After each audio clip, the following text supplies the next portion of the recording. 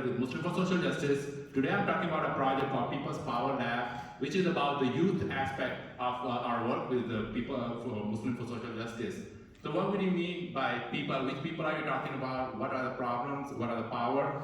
So in this screen you can see the different crises that our community faces. War and oppression. Globally, many of our community members, especially Muslims, are victims of wars and violence funded by the United States. Then immigrant and refugee crisis. Many of those immigrants and refugees created by wars are then denied access to USA because of our immigration and refugee policy borders on racism. Many of our members are African American, and if you ask them, a significant number have family members or community members who are incarcerated for a simple crime of being black and working class.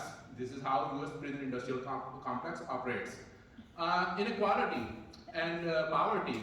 USA has the most highest inequality in the developed world, and USA has the lowest life expectancy in the industrial world, and highest infant mortality because of inequality.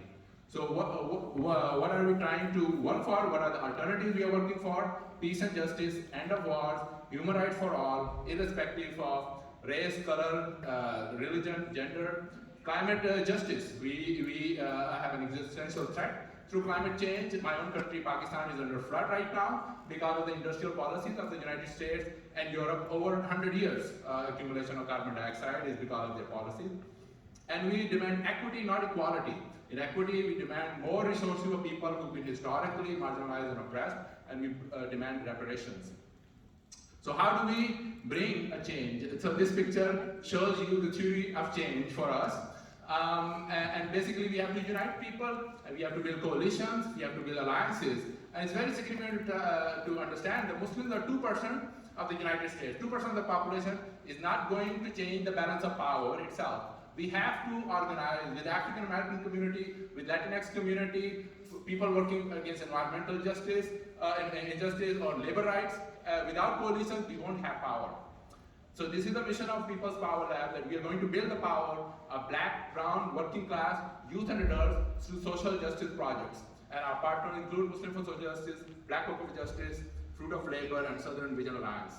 And we operate through coalition building, through media and political education. This is a TV show we started, Independent Voices. Between 2004 and 2009, we have 50 episodes from local public access station.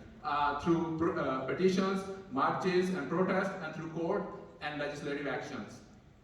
In the past, we were part of a nationwide action against Muslim ban that eventually got defeated when the new government took place, but it was because of the grassroots movement building by organizers.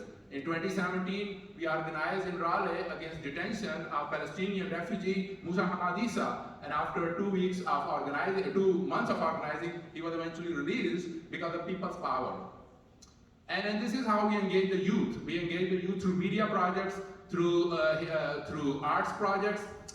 We give them essay and stipends, especially to youth from the marginalized communities. We have a lot of Rohingya refugees we are working with African American, low-income Muslim community members, undocumented Muslim community members, and we basically make connections between different oppression, and especially connection between Islamophobia and racism. A lot of people ask us in the majority white community, how can we humanize Muslims? And we say this country has not humanized black people yet, and we are not in a hurry. We are going to end all forms of oppression, and as Muslims, it's our duty that we stand up against any form of oppression.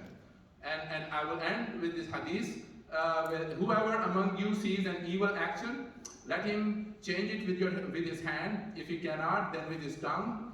And if he cannot, then with his heart. And that is the weakest of the faith.